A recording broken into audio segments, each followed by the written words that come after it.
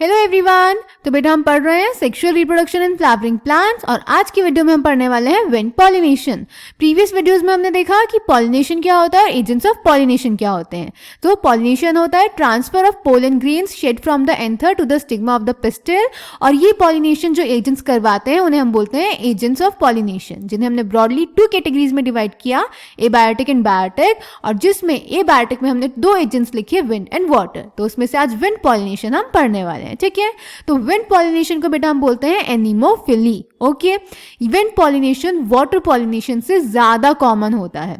अब wind pollination करवाते हैं जो प्लांट्स, उनमें कुछ फीचर्स प्रेजेंट होने चाहिए, यानी विंड पॉलिनेशन के लिए कुछ रिक्वायरमेंट्स होते हैं जो विंड पॉलिनेशन शो करने वाले प्लांट्स को पूरे करने होते हैं। जैसे फर्स्ट इज उनके जो पोलन ग्रेन्स होते हैं वो लाइट और नॉन स्टिकी होने चाहिए ताकि उनका विंड ट्रांसपोर्टेशन इजीली हो सके।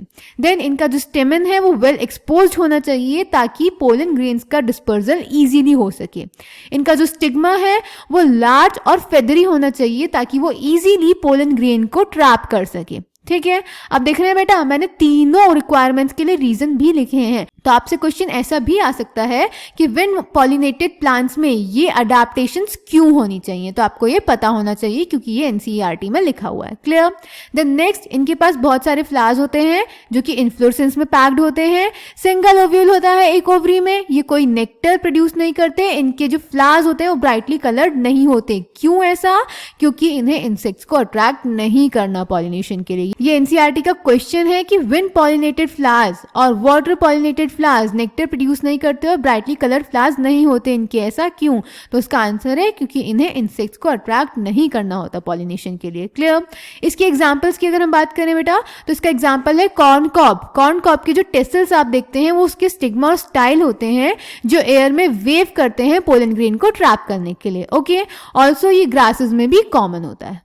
क्लियर। अब इसको एनसीईआरटी से देख लेते हैं। सो pollination by wind is more common among abiotic pollinations.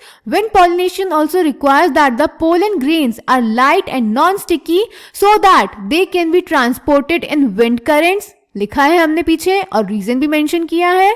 They often possess well exposed stamens so that the pollens are easily dispersed into wind currents and large often feathery stigma to easily trap airborne pollen grains. तो वो सारे reasons बेटा मैंने NCERT से लिखे हैं, और क्योंकि एनसीईआरटी में लिखा हुआ है तो बोर्ड्स में या फिर आपके किसी भी एग्जाम में पूछा जा सकता है। Okay, then wind pollinated flowers often have a single ovule in each ovary, and numerous flowers packed into an inflorescence. A familiar example is the corn cob. The tassels you see are nothing but the stigma and style which wave in the wind to trap pollen grains. यही आपको diagram में दिखाया हुआ है। A wind pollinated plant showing compact inflorescence and well exposed stamens.